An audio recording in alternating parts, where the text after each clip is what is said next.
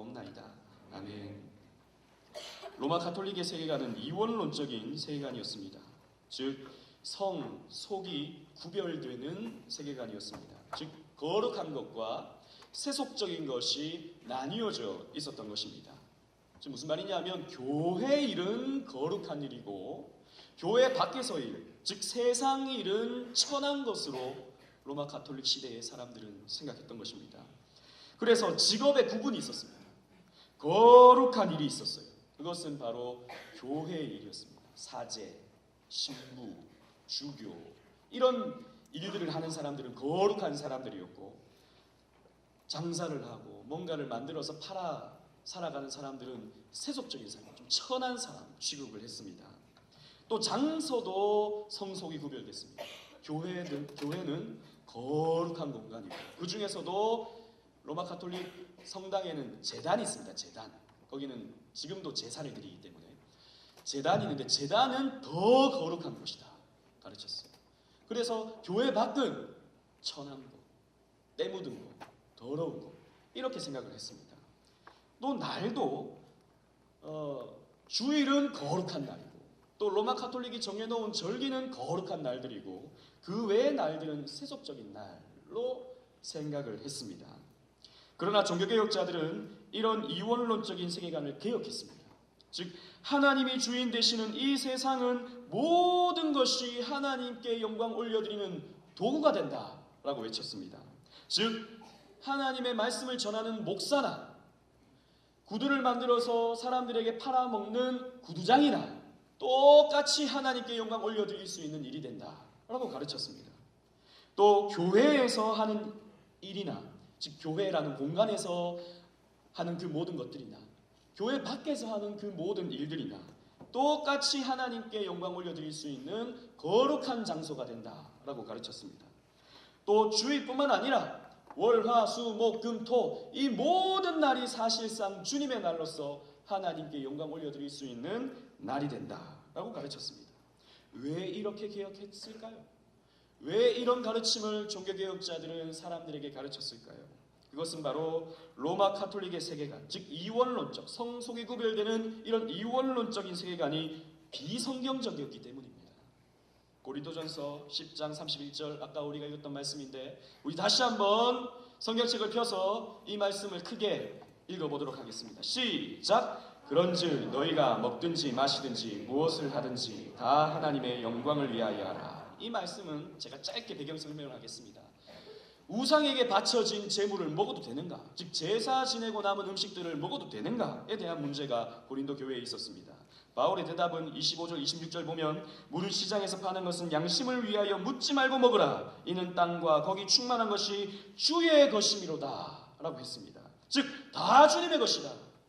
다 주님의 것이므로 거룩한 것, 속된 것, 제사 드린 음식이니까 이건 속된 것, 이거 저주받은 것, 이런 거 없다. 이 세상에 존재하는 모든 것들은 다 주님의 것이므로 어떻게 쓰여지는가에 따라서 하나님께 영광이 될 수 있고 거룩한 것이 될 수 있다라고 종교개혁자들은 가르치고 성경은 우리에게 말하고 있는 것입니다.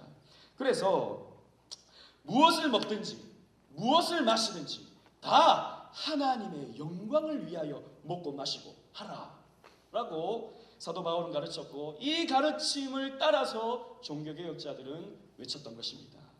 그래서 어느 날 루터에게 구두장이가 찾아왔습니다.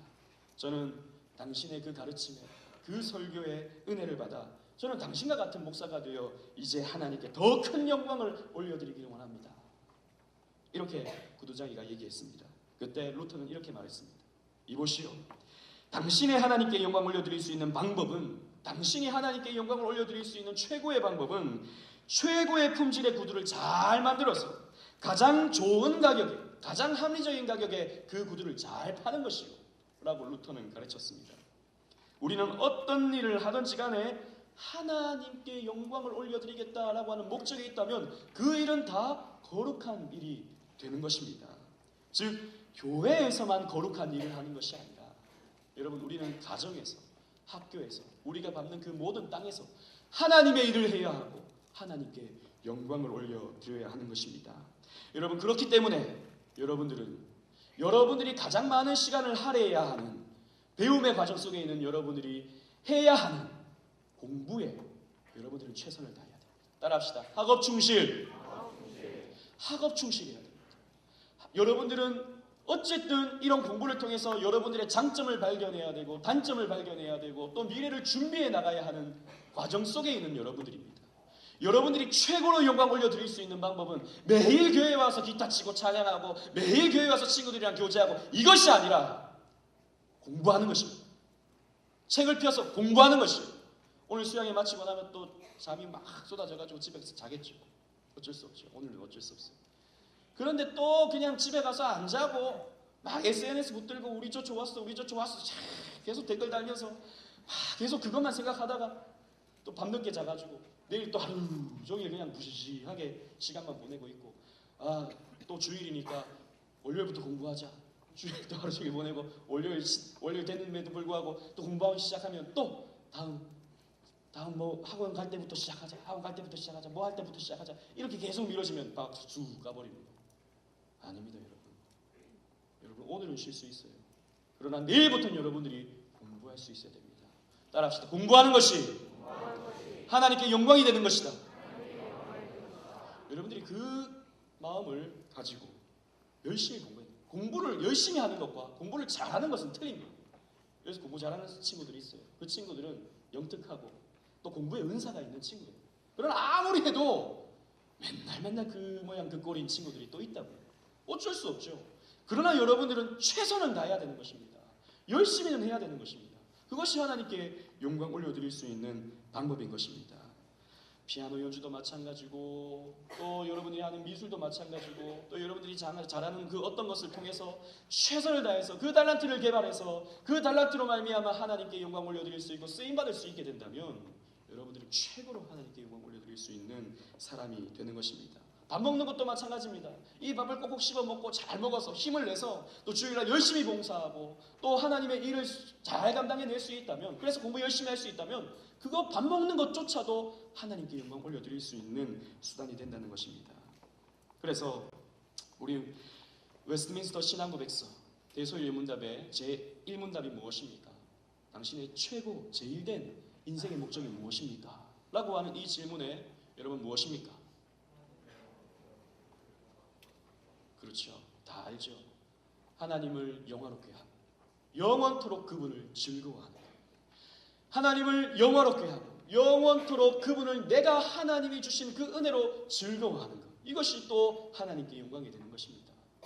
여러분 그래서 우리는 먹든지 마시든지 무엇을 하든지 하나님의 영광을 위하여 할 수 있어야 되는 것입니다. 그렇다면 하나님께 영광 올려드릴 수 있는 이 말이 좀 추상적이고 좀 모호한데 목사님 좀 분명하게 그러면 어떻게 하나님께 영광 올려드릴 수 있는 것입니까? 물론 공부 열심히 해야 된다 그랬지만 따라합시다. 목적으로서의 예수, 수단으로서의 삶. 우리 SFC의 대선배이신 우리 서건태 목사님이 정의해 놓은 우리의 인생관입니다. 목적으로서의 예수, 수단으로서의 삶. 공부는 목적이 아닙니다. 여러분들 공부를 열심히 하는데 그 공부 자체가 목적이 된다면 하나님께서 영광받지 않으십니다. 여러분들의 목적은 예수입니다. 예수 전하기 위해서 예수께서 주신 사명 감당하기 위해서 공부를 할 때 하나님이 영광 받으시는 거예요. 이걸 조금 더 여러분들에게 실제적으로 적용해서 따라합시다. 목적으로서의 교회, 수단으로서의 삶, 예수님을 위한 삶. 좀 더 구체적으로 얘기하면 교회를 위한 삶입니다. 매일 교회 가서 기타 치고 하란 말 아니에요. 그러나 여러분들은 삶이 주일 중심입니다. 여러분들이 공부의 목적이 공부 열심히 해서 교회의 보탬이 되고 쓰임받는 사람이 되기 위함입니다. 교회 나중에 귀한 일꾼이 되어서 돈 가능하면 좀 많이 벌어서 적게 벌어도 괜찮아요. 그러나 가능하면 많이 벌어서 그 돈을 가지고 하나님 나라를 위해 헌금하고 쓰임받는 것입니다. 이런 목적이 있을 때 하나님께 영광 올려드리는 삶이 되는 거예요. 이런 목적을 갖고 공부를 하고 이런 목적을 갖고 여러분들이 하는 그 모든 일들은 다 하나님께서 영광 받으십니다. 그런 삶을 살아가시기 바랍니다. 종교개혁은 신학적인 문제만으로 끝나지 않습니다. 개혁주의 신앙은 관념적인 신앙에서 끝나는 것이 아닙니다. 종교개혁 정신은 개혁주의 신앙은 삶입니다. 삶. 그래서 칼빈은 신행일치를 강조했어요. 신행일치. 믿음과 행함의 일치. 하나님께서 이 모든 것들을 우리에게 주신 것을 감사하며 그 감사하여 오늘을 살아가는, 하나님이 주신 이 구원에 감사하여 그 감사로 하나님의 영광을 위하여 오늘도 뜨겁게 살아가는 그런 삶이 바로 개혁주의 신앙이고 종교개혁의 정신인 것입니다. 그렇게 살아갈 것입니까? 그렇게 살아갈 거예요? 게으르지 마시고 충성스럽게 하나님의 일을 감당하며 각자의 위치에서 최선을 다해 살아가는 우리 모든 운동원들 되시길 주님 이름으로 축원합니다.